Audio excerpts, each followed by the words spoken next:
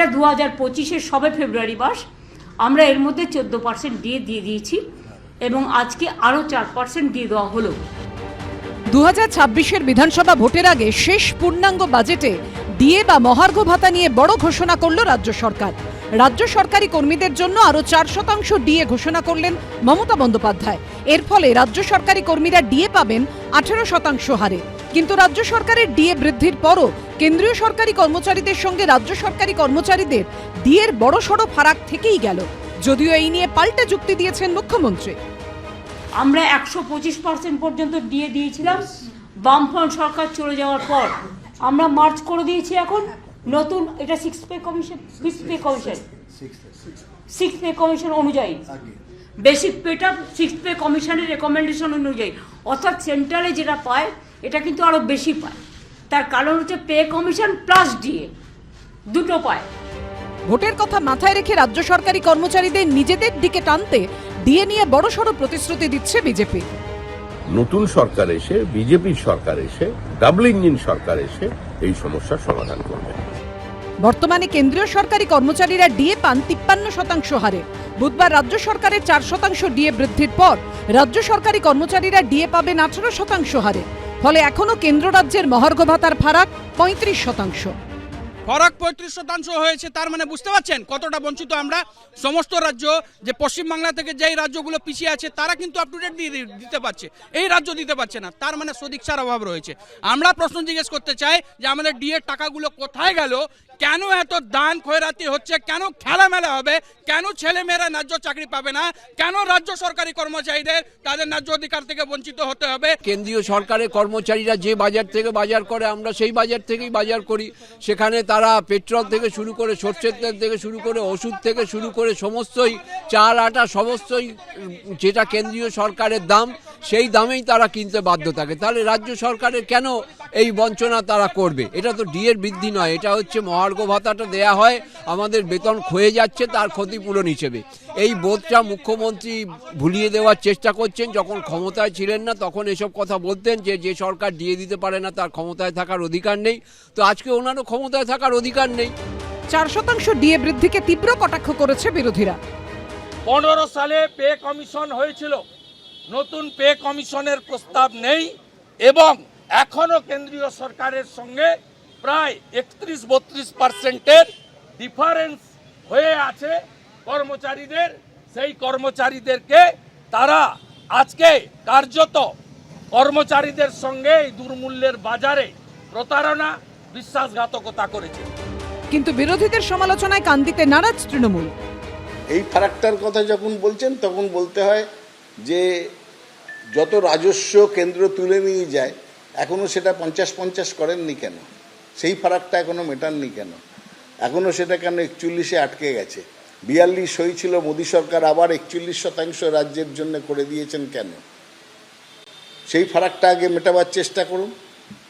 কেন্দ্র সরকার কেন লাভ্যাংশ নিজেদের কোলে রেখে দিচ্ছেন আর তারপরে সব রাজ্যকে শাসাচ্ছেন? ডবল ইঞ্জিন সরকার না হলে আমরা টাকা দেব না, উত্তর দিতে হবে। তারপরেতে এই শুভেন্দু অধিকারীরা এই কথা বলার অধিকারী হবে। বকেয়া ডিএ নিয়ে রাজ্য সরকার এবং সরকারি কর্মীদের সংগঠনের টানাপোড়েনের শুরু বহু আগেই। 2017 সালের ফেব্রুয়ারিতে স্যাট রায় দেয় ডিএ দয়ার দান, তা দেওয়া বা না দেওয়া রাজ্য সরকারের ইচ্ছের উপর নির্ভর করে। সেই রায়কে চ্যালেঞ্জ করে ওই বছর 30শে মার্চ হাইকোর্টের দ্বারস্থ হয় সরকারি কর্মী সংগঠন। 2017 7ই সেপ্টেম্বরে রাজ্য সরকারি কর্মচারীদের জন্য 15% ডিএ ঘোষণা করেন মুখ্যমন্ত্রী। কিন্তু এরই সঙ্গে তাঁর করা একটি মন্তব্য ঘিরে বিতর্ক তৈরি হয়। এবারে জানুয়ারি মাসে আমি আপনাদের জন্য অ্যারেঞ্জ করতে পেরেছি বলে এবার আপনারা 15% ডিএ বাড়বে। ঘেউ ফেউ করে লাভ নেই। আমি ঘেউ ফেউকে ভয় পাই না। আমি জানি কোথায় কি করতে হবে। আমি চাই সরকারি কর্মচারীরা, আমার টিচার, নন টিচিং সকলেই পাবে এই ডিএটা।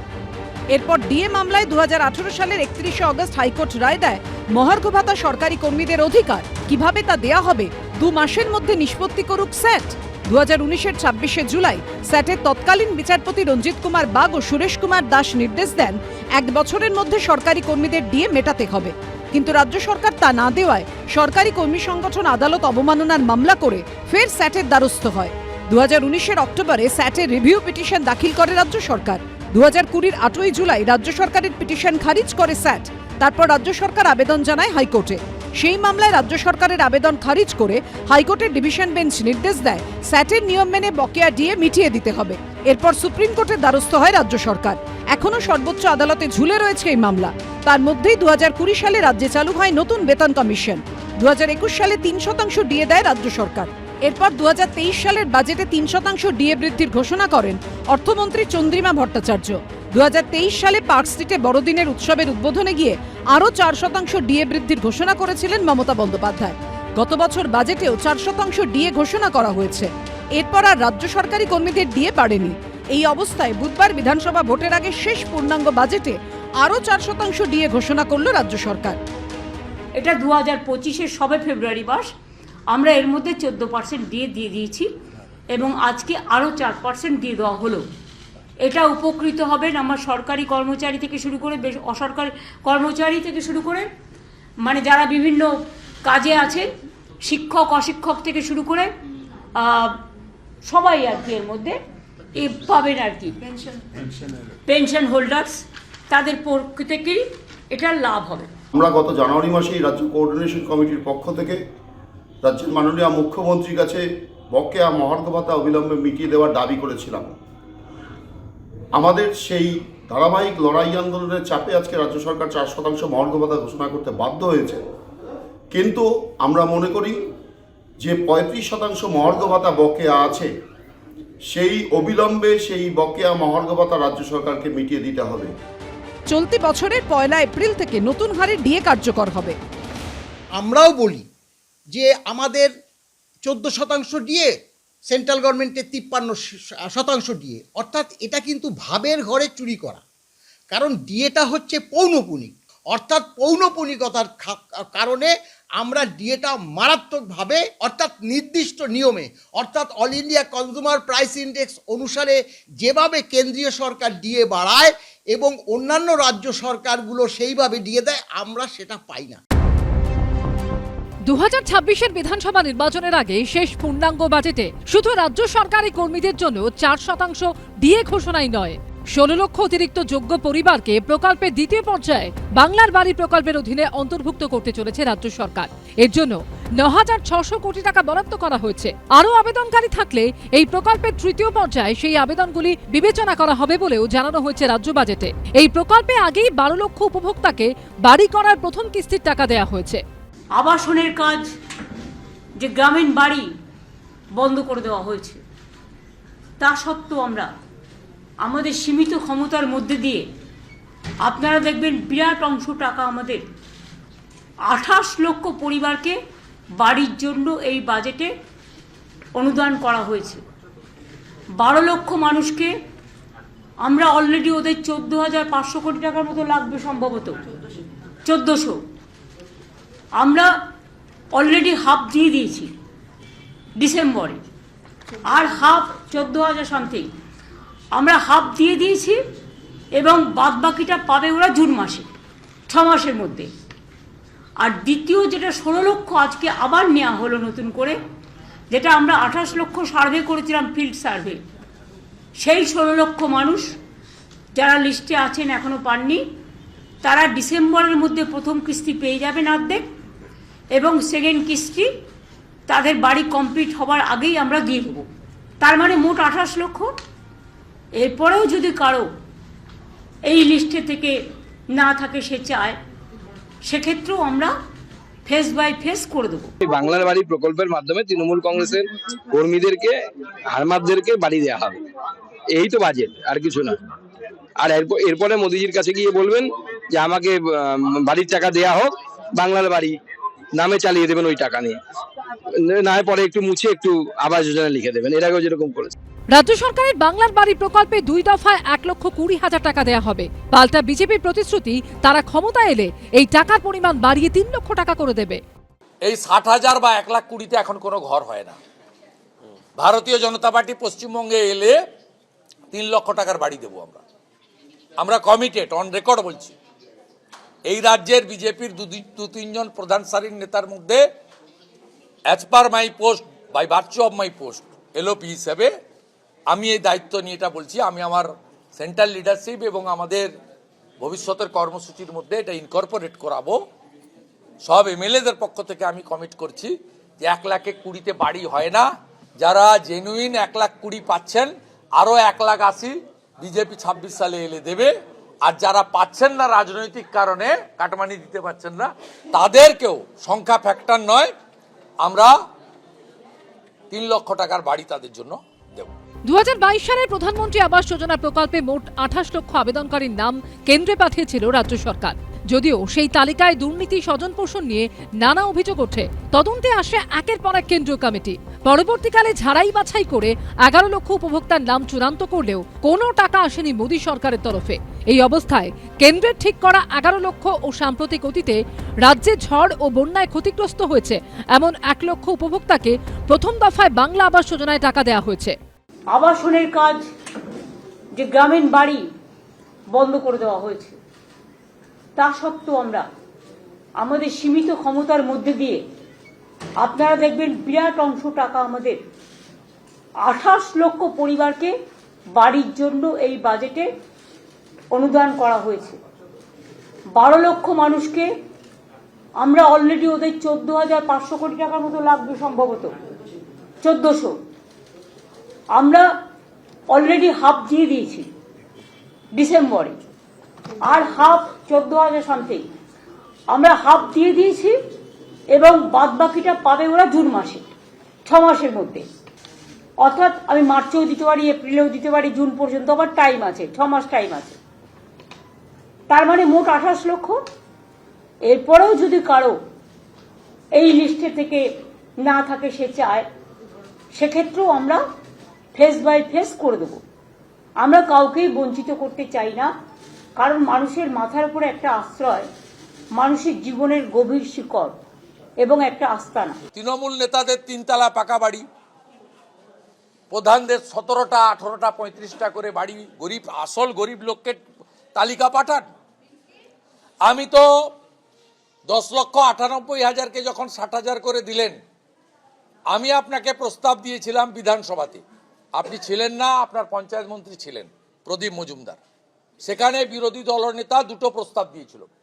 একটা, গ্রাম সংসদ সভায় বসে তালিকা তৈরি করা, আর সেই তালিকা সর্বদলীয় মিটিং করে ইলেকশন কমিশনের নথিভুক্ত অথবা বিধানসভায় যারা প্রতিনিধিত্ব করেন যে কোনো একটা নিতে পারেন। আপনি এবারে যে তালিকা করেছেন তাতে 2.5 লক্ষ নাম মুখ্যমন্ত্রীকে বলতে পাঠিয়ে দিয়ে বলেছেন এটা ইনকোয়ারি হবে না, ঘর দিয়ে দিন। আমার এলাকায় আপনার বিডিও এফআইআর করেছে দাউদপুরের একজনের কাছে, যে মুখ্যমন্ত্রীকে বলতে নাম লিখিয়ে 60,000 টাকা পেয়েছে, সে ভুয়ো লোক। এটা পাবলিক এক্সচেকারের মানি প্রপারলি ইউটিলাইজ হোক এবং আসল বেনিফিশিয়ারিরা পাক। আপনার এই কাটমানি সিস্টেম, পার্টির লোকদের গোয়ালঘর দেখিয়ে 3টে করে বাড়ি এবং ফিশারির চালা দেখিয়ে আবাসের টাকা দেওয়া, আমরা বিরোধী। মুখ্যমন্ত্রী আজকে জানিয়েছেন বাজেটের মধ্য দিয়ে 9,600 কোটি টাকা বরাদ্দ করা হয়েছে বাংলার বাড়ি, সেই প্রকল্পে 18 লক্ষ উপভোক্তাকে বাড়ি দেওয়া হবে। ছিল তো 40 লক্ষ। সেই লিস্টটা কারা বানিয়েছিল? কাটতে কাটতে বাদ চলে গেল, আবার কাটতে কাটতে বাদ চলে গেল, আবার তদন্ত হলো, দেখা গেল উদরপিণ্ডি বুদর ঘাড়ে 3 তলা বাড়িতে ঘরের টাকা, বাঁধের পাশে বসে আছে, তার কোনো টাকা নেই। হবে তো শেষমেশ গরিব মানুষের বাড়ি। এটা তো চলছে তো বছরের পর বছর গল্প, তারপর কাজের কাজ কিন্তু হচ্ছে না। কেন্দ্রের যে টাকা তার হিসেব রাজ্য সরকার দেয় না, কেননা টাকা হিসেব দেওয়ার আগে তো টাকা লোপাট হয়ে যায়। রাজ্য সরকার টাকার হিসেব দেয় না, লোপাট করেছে। এখন তার কিয়দংশ বাংলার বাড়ির জন্য নাকি বরাদ্দ করেছে, না চলে বিশ্বাস নেই। সম্প্রতি বাংলার আবাস প্রকল্পের তালিকা তৈরি ও পরীক্ষার সময়ও একাধিক জেলা থেকে ক্ষোভ বিক্ষোভ সামনে আসে। কোথাও ওঠে বঞ্চনার অভিযোগ, কোথাও স্বজন পোষণের। যোগ্যরা বাড়ি পাচ্ছে না আর শাসক দলের অনুগতরা পেয়ে যাচ্ছে, এমন অভিযোগও ওঠে ভুরি ভুরি। এমনকি সংঘর্ষ পর্যন্ত হয় কোথাও কোথাও। এই পরিস্থিতিতে মুখ্যমন্ত্রী আশ্বাস দিয়েছেন সব যোগ্য আবেদনকারী বাংলা আবাস যোজনার টাকা পাবেন। একদিকে বাজেট নিয়ে চর্চা, অন্যদিকে বাজেট নিয়ে বাগবিতণ্ডা। 1 ফেব্রুয়ারি বাজেট পেশ করেছে মোদী সরকার, যা নিয়ে লোকসভায় আক্রমণ শানিয়েছিল তৃণমূল। রাজ্য বিধানসভায় বাজেটের আগের দিন তার জবাব দিতে গিয়ে তৃণমূলকে পয়েন্ট ধরে ধরে নিশানা করেন নির্মলা সীতারামন। তিনি অস্ত্র করেন এ রাজ্যে ওঠা দুর্নীতি এবং প্রতারণার অভিযোগকে। It's ironical that Trinamool, which means grassroots, Trinamool, which means grassroots, Congress that prides itself on being rooted in the grassroots now symbolizes harassment and denial of rights to the common people in the grassroots. তিনি একই কথা বারবার একটা ভাঙা রেকর্ডের মতো বলে যাচ্ছে যে আমরা টাকা দিয়েছি, আপনাদের কমপ্লেন আছে। আমাদের 150-রও বেশি অ্যাকশন টেকেন রিপোর্ট দেওয়া হয়েছে, 150-রও বেশি ইন্সপেকশন হয়েছে, তারপরেও এরা বাংলা বিরোধী বাজেট এরা টাকা দিচ্ছে না। একজন ফাইন্যান্স মন্ত্রী হয়ে তিনি বলছেন যে তৃণমূল সে TMC is unattached. You are the finance minister madam, you cannot make political statements in the house. 2026-এর বিধানসভা নির্বাচনের আগে এটা তৃণমূল সরকারের শেষ পূর্ণাঙ্গ বাজেট। সেই বাজেট পেশের ঠিক আগের দিন সংসদে দাঁড়িয়ে তৃণমূলকে কড়া ভাষায় নিশানা করেন মোদী সরকারের অর্থমন্ত্রী। Funds meant for people at the grassroots have been looted by the cadres. 100 crore midday meal fraud.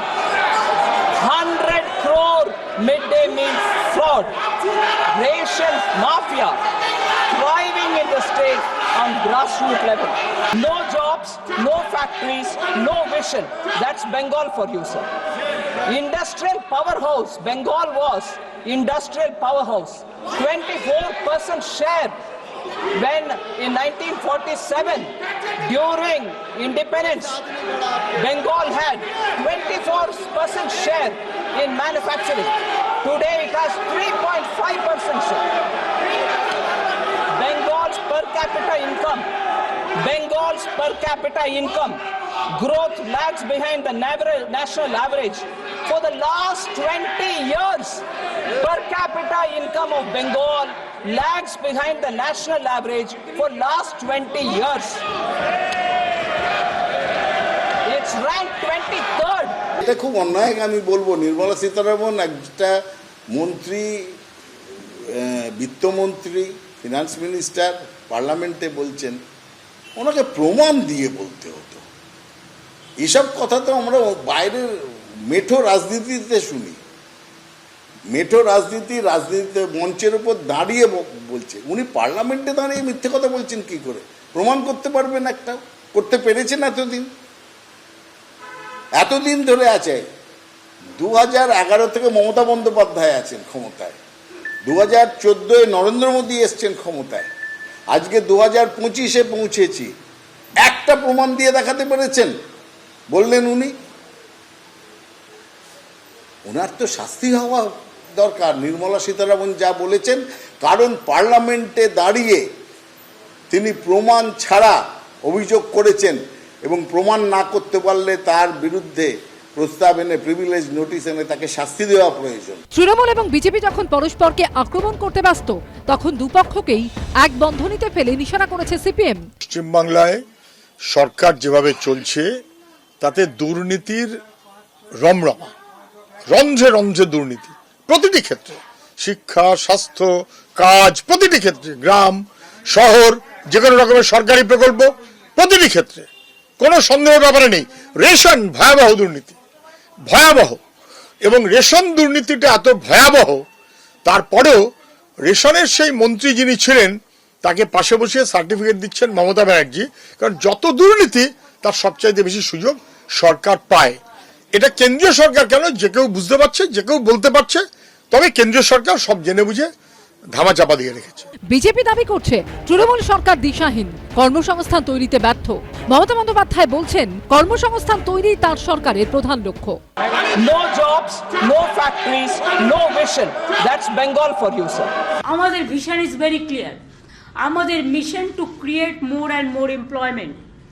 এইবারে বিজিবিএসে আমরা যে 4,40,000 কোটি 4,40,595 কোটি টাকার প্রজেক্ট পেয়েছি এবং সেই প্রজেক্টের মধ্যে 16,000 কোটি টাকা তো আজকেই ক্লিয়ার হয়ে গেছে।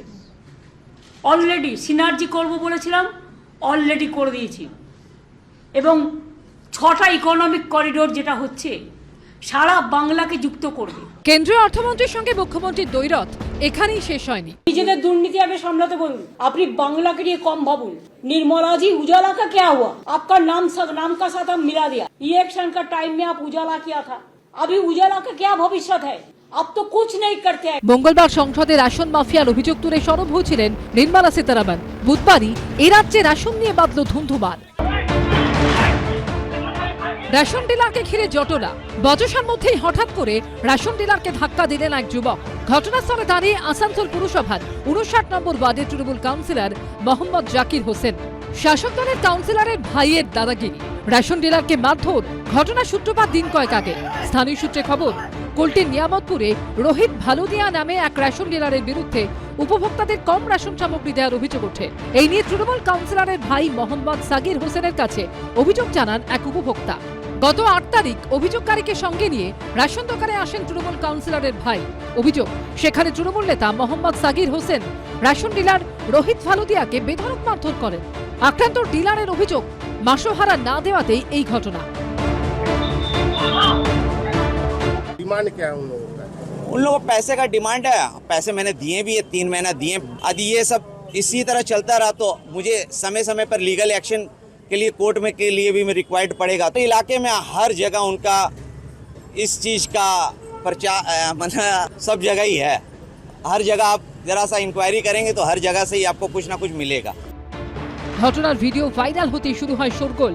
ঘটনার তীব্র নিন্দা করেছে রেশন ডিলার্স অ্যাসোসিয়েশন। ভুল করেছে, ওর রাস্তা আছে, পথ আছে। ওর যদি ভুল করছে, আমি ভুল করছি, বাকি আপনিও ভুল করতে পারেন। ওর প্রসেস আছে, কমপ্লেন করুক, রিটেন চিঠি করা হোক ওর।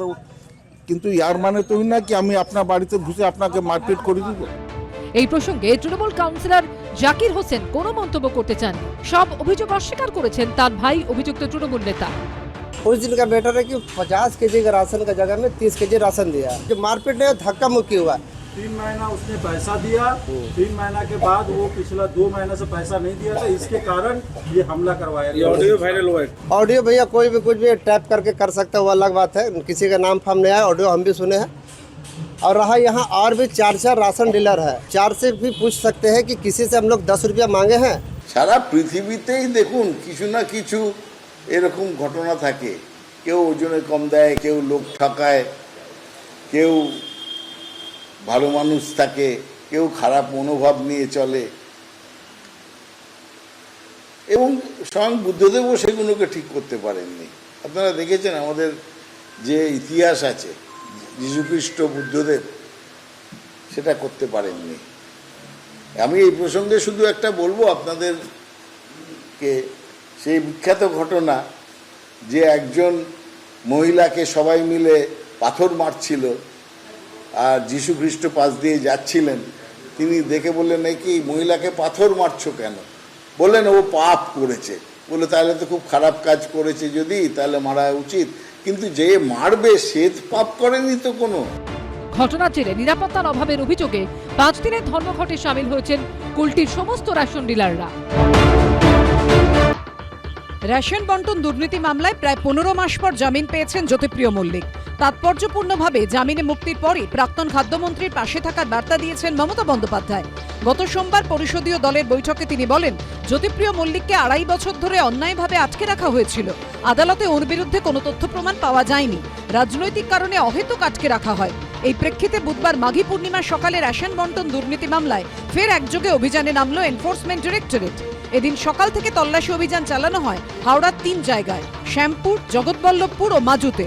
বুধবার সকালে ইডির একটি দল হানা দেয় শ্যামপুরের ইমারতি জিনিসের ব্যবসায়ী পার্থেন্দু জানার বাড়িতে। ইতিমধ্যে যেটা জানা যাচ্ছে, যে ব্যবসায়ীর বাড়িতেই তল্লাশি অভিযান চলছে, তার বেশ কিছু লরি রয়েছে বিভিন্ন গুদামে। সেই মাল বা বিশেষ করে খাদ্যদ্রব্য সেগুলো যেত এমনটাই মনে করা হচ্ছে, এবং রেশনের বিভিন্ন সামগ্রী সেগুলোও যেত কিনা সেই বিষয়ে বেশ কিছু তথ্য ইডির আধিকারিকদের হাতে রয়েছে। সেই বিষয়ে তথ্য জানার জন্য, এই দুর্নীতিতে যোগ রয়েছে কিনা সেগুলো জানার জন্য ইতিমধ্যে এনফোর্সমেন্ট ডিরেক্টরেটের আধিকারিকরা তারা সেন্ট্রাল ফোর্সের জওয়ানদের নিয়ে শ্যামপুরের সেখানে কিন্তু এক ব্যবসায়ীর বাড়িতে এসে হানা দিয়েছে। এবং তারা ইতিমধ্যে এই যে হানা দিয়েছে, সেই হানা দেওয়ার পর জিজ্ঞাসাবাদের সঙ্গে সঙ্গে তল্লাশি অভিযানও শুরু করেছে। রেশনের ব্যবসা ছিল নাকি জানি না, তবে কাকু ধান সাপ্লাই করতে এটুকু জানতাম। কোথায় করতো তাও বলতে পারবো না ঠিক, অত কিছু জানি না, তবে ধান সাপ্লাই করতে এটুকু জানি। ইডি সূত্রে খবর, ওই ব্যবসায়ী মহাকুম্ভে গিয়েছেন, তার মোবাইল ফোন সুইচড অফ। পরিবারের সঙ্গে কথা বলা হয়েছে, খতিয়ে দেখা হয়েছে বিভিন্ন নথি। রেশন বন্টন দুর্নীতির সঙ্গে এই দুই ব্যবসায়ীর যোগসূত্র কি তা খতিয়ে দেখা হচ্ছে। জগৎবল্লভপুরের দক্ষিণ সন্তোষপুরের গ্রামে এদিন সকালে ইডি হানা দেয় কৃষ্ণপদ মাল নামে এক ব্যবসায়ীর বাড়ি ও গুদামে। স্থানীয় সূত্রে খবর, দীর্ঘদিন ধরে ধানের ব্যবসা করেন কৃষ্ণপদ। ডোমজুরের একটি চালকলের সঙ্গে তার যোগাযোগ রয়েছে। ইডি সূত্রে খবর, ওই ব্যবসায়ীকে জিজ্ঞাসাবাদ করার পাশাপাশি খতিয়ে দেখা হয় বিভিন্ন নথি। অন্যদিকে জগৎবল্লভপুরেরই একটি মহিলা স্বনির্ভর গোষ্ঠীর অফিসে হানা দেয় ইডি। জিজ্ঞাসাবাদ করা হয় স্বনির্ভর গোষ্ঠীর প্রধান সোনালী শাসমলকে। 2020 সালে প্রথমে রেশন দুর্নীতির তথ্য পুলিশের হাতে আসে, পরে তদন্তভার পায় ইডি। ব্যবসায়ী বাকিবুর রহমানকে গ্রেফতারের পর 2023 সালে 27 অক্টোবর জ্যোতিপ্রিয় মল্লিককে গ্রেফতার করে এনফোর্সমেন্ট ডিরেক্টরেট। তার জামিন আটকাতে বারবার প্রভাবশালী তথ্য খাড়া করেছে ইডি। তদন্ত প্রক্রিয়া নিয়ে বারবার আদালতে প্রশ্নের মুখে পড়েছে তদন্তকারী এজেন্সি। এই প্রেক্ষাপটে 15 জানুয়ারি ইডির বিশেষ আদালত জামিন দেয় জ্যোতিপ্রিয় মল্লিককে। আর এরপরই ফের একবার অ্যাকশন মোডে ইডি। কিন্তু কংগ্রেস সিপিএম এর দাবি, কেন্দ্রীয় এজেন্সি ইডির এই সক্রিয়তা শুধুই লোক দেখানো। হেভিওয়েট প্রাক্তন মন্ত্রী জামিন পাচ্ছেন, আর এখান থেকে ওখানে দৌড়ে বেরিয়ে ইডি দেখানোর চেষ্টা করছে তারা মন দিয়ে তদন্ত করছে। আসলে সবটাই বিজেপি তৃণমূল সেটিং এর অংশ, পরিকল্পিত চিত্রনাট্য। জ্যোতিপ্রিয় মল্লিক আমাদের খাদ্যমন্ত্রী ছিলেন, তারপর বন্টন কোথায় গিয়ে গেলেন, প্রচুর দুর্নীতি, সীমাহীন, ধরা পড়ে গেলেন দলবল সহ, জেল খাটলেন। জেল খেটে আসলে তৃণমূলের নেতাদের গর্ব বেড়ে যায়, সম্মান বেড়ে যায়, অতএব সম্মান বেড়ে গেছে। কিন্তু এটা নিয়ে কোনো সন্দেহ নেই যে তখন তো সব ধামাচাপা দেবার চেষ্টা হলো, এখন আবার ইডি চাপতে পারবে না, তো আবার ইডিকে এখন কথাগুলো বলতে হচ্ছে। মানে ঝুলিয়ে রাখা, একদম দিল্লির সরকারের তাবে থাকো জামিন, যদি দিল্লির সরকারের তাবে না থাকো আবার একটু চাপ দিয়ে রাখা। এটা চাপ, পারস্পরিক খেলা, দিল্লি বাঁচাবে, ফলে তার মতন করে কখনো ছাড়ছে কখনো ধরছে। আসলে দিল্লির কর্তৃত্বে রাজ্যের তৃণমূলকে রাখার চেষ্টা কমপ্লিট। যদিও সেটিং তত্ত্ব উড়িয়ে দিয়েছে তৃণমূল। পশ্চিমবঙ্গে নিয়ে এসছে নানা কিছু করার জন্যে, অনেক কিছু করার চেষ্টা করছে, থই পাচ্ছে না। ন্যারেটিভটা দেখুন আগে তৈরি করা হয়ে গেছে, দুর্নীতি হয়েছে সাংঘাতিক, এইটা ন্যারেটিভটা করে তারপরে ইনভেস্টিগেশন হচ্ছে। মানে অ্যাজ ইফ আপনি ধরে নিন একটা কোনো বিষয়ে আমি ভার্ডিক্ট দিয়ে তারপর তার তদন্ত করে সেই ভার্ডিক্টটাকে আমাকে যে ঠিক ভার্ডিক্ট সেটা প্রমাণ করতে হবে। মানে একটা ঘোড়ার গাড়ি, আগে ঘোড়া থাকার কথা, টেনে নিয়ে যাবে, এবার গাড়িটা আগে রেখে পেছনে ঘোড়াটাকে দিয়ে বলছি ঠেলে নিয়ে চল মাথা দিয়ে। এটা হচ্ছে অনেকটা বর্তমান বিজেপির অবস্থা। আগে আমরা তৈরি করে নিয়েছি ন্যারেটিভটা, তারপরে সেটা প্রমাণ করতে গিয়ে থই পাচ্ছে না, তাই জন্য আবার বলছে সে কি কোর্টে সবাই বেল পেয়ে গেল, আবার তোমরা একটা কিছু বার করো, আবার দৌড়চ্ছে তারা, যাচ্ছি স্যার যাচ্ছি স্যার। এদেরও তো চাকরি বাকরি বাঁচানোর ব্যবস্থা আছে, কেন্দ্রীয় সংস্থা। বাজেটে ফের একবার কেন্দ্রীয় বঞ্চনার অভিযোগে সরব হলো মমতা বন্দ্যোপাধ্যায়ের সরকার।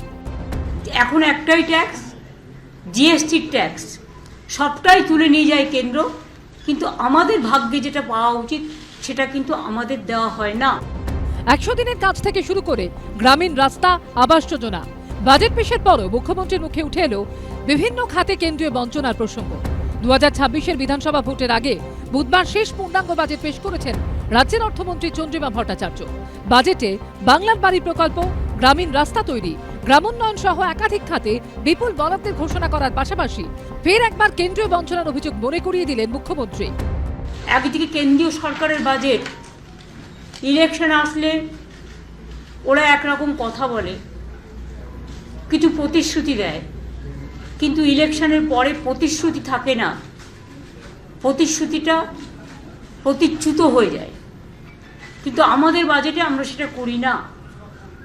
আমরা যেটা বলি, আমাদের যা ফান্ড পারমিট করে আমাদের নিজের রাজস্ব থেকে, এখন একটাই ট্যাক্স, জিএসটির ট্যাক্স, সবটাই তুলে নিয়ে যায় কেন্দ্র, কিন্তু আমাদের ভাগ্যে যেটা পাওয়া উচিত সেটা কিন্তু আমাদের দেওয়া হয় না।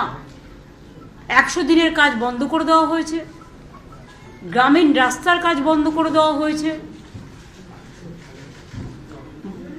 আবাসনের কাজ, যে গ্রামীণ বাড়ি বন্ধ করে দেওয়া হয়েছে।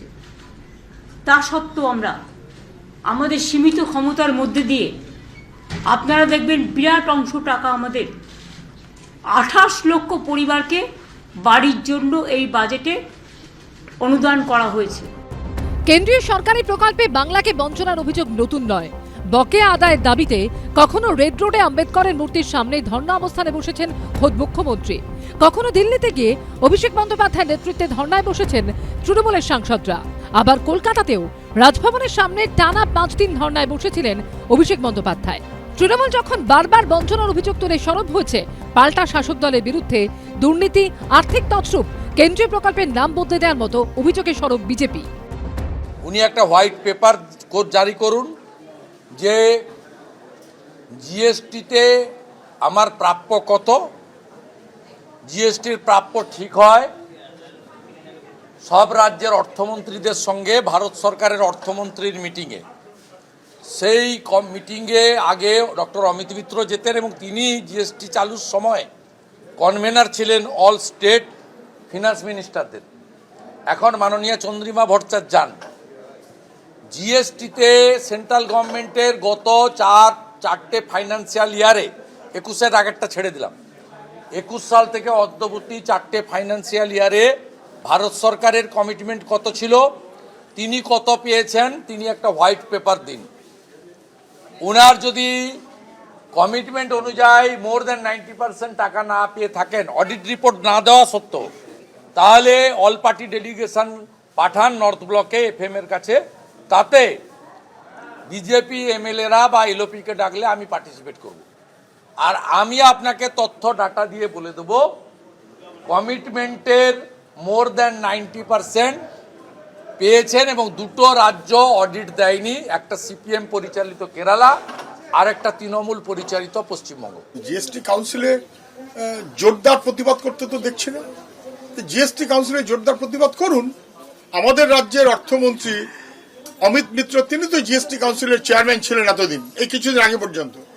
সেখানে জোরদার প্রতিবাদ করুন যে আমাদের টাকাটা দেওয়া হচ্ছে না।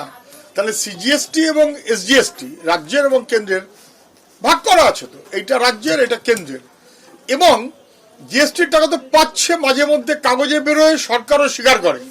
এক একদিন এক এক রকম কথা বললে কি হবে? আমি বলছি শ্বেতপত্র প্রকাশ করুন, কোনটায় কত প্রাপ্য, পেয়েছেন কত, পাননি কত, হিসেব দিয়েছেন কত, হিসেব দেননি কত, তাহলে বোঝা যাবে। কেন্দ্রের বিজেপি সরকারের বিরুদ্ধে মমতা বন্দ্যোপাধ্যায় তোলা বঞ্চনার অভিযোগ ঘিরে যখন রাজনৈতিক চর্চা সপ্তমে উঠেছে, তখন চর্চার কেন্দ্রে রয়েছে মুখ্যমন্ত্রীর ফ্ল্যাগশিপ প্রকল্প লক্ষ্মীর ভান্ডারও। বাজেট প্রস্তাবে বলা হয়েছে, লক্ষ্মীর ভান্ডার প্রকল্প মহিলাদের মাসিক আয় প্রদানের একটি সৃজনশীল কর্মোদ্যোগ। এই প্রকল্পের সুবিধা প্রাপকের সংখ্যা 2023-24-এ 1.98 কোটি থেকে বেড়ে 2024-25-এ 2.21 কোটিতে দাঁড়িয়েছে। 2024-25 অর্থবর্ষে এই সরকার 19,385.39 কোটি টাকা খরচ করেছে। লক্ষ্মীর ভান্ডার প্রকল্পে এখনো পর্যন্ত 2,21 লক্ষ মা বোনেরা পায় এবং এতে আমাদের প্রচুর টাকা খরচ হয়, 50,000 কোটি টাকা। লক্ষ্মী ভান্ডার যে ওদের মহিলাদের সামাজিক প্রকল্প, তার বরাদ্দ বৃদ্ধির কথা নেই। যেখানে উড়িষ্যা সরকার বিজেপি বছরে এককালীন 50,000 টাকা দিচ্ছে, যেখানে মহারাষ্ট্র সরকার এককালীন মাসে 2,000 টাকা দিচ্ছে, হরিয়ানা সরকার মাসে 2,100 টাকা দিচ্ছে, দিল্লির বিজেপি সরকার মাসে 2,500 টাকা দেবে, সেখানে এই লক্ষ্মীর ভান্ডারে কোনো বরাদ্দ বৃদ্ধি করা হয়নি। 21-এর বিধানসভা ভোটের আগে মহিলাদের জন্য লক্ষ্মীর ভান্ডার প্রকল্প ঘোষণা করেছিলেন মমতা বন্দ্যোপাধ্যায়। লক্ষ্মীর ভান্ডার ছাড়াও মহিলাদের জন্য কন্যাশ্রী, রূপশ্রী, বিধবা ভাতা, বার্ধক্য ভাতার মতো একাধিক প্রকল্প চালু করেছে বাংলার তৃণমূল সরকার। রাজ্যের মোট ভোটারের প্রায় অর্ধেক মহিলা, সংখ্যাটা 3,73,00,000-র বেশি। 2011-র জনগণনা অনুযায়ী পশ্চিমবঙ্গে পুরুষ মহিলার অনুপাত 1000:950, অর্থাৎ 1000 জন পুরুষ পিছু মহিলার সংখ্যা 950। আর দেশে মহিলা ভোটারের সংখ্যা প্রায় পুরুষ ভোটারের সংখ্যাকে ছুঁয়ে ফেলেছে।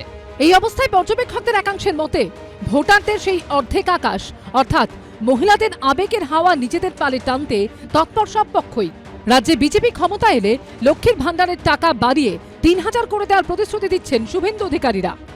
1000 টাকার ভাতা এবারের বাজেটে 500 টাকা বাড়বে, এখন থেকে বলে গেলাম।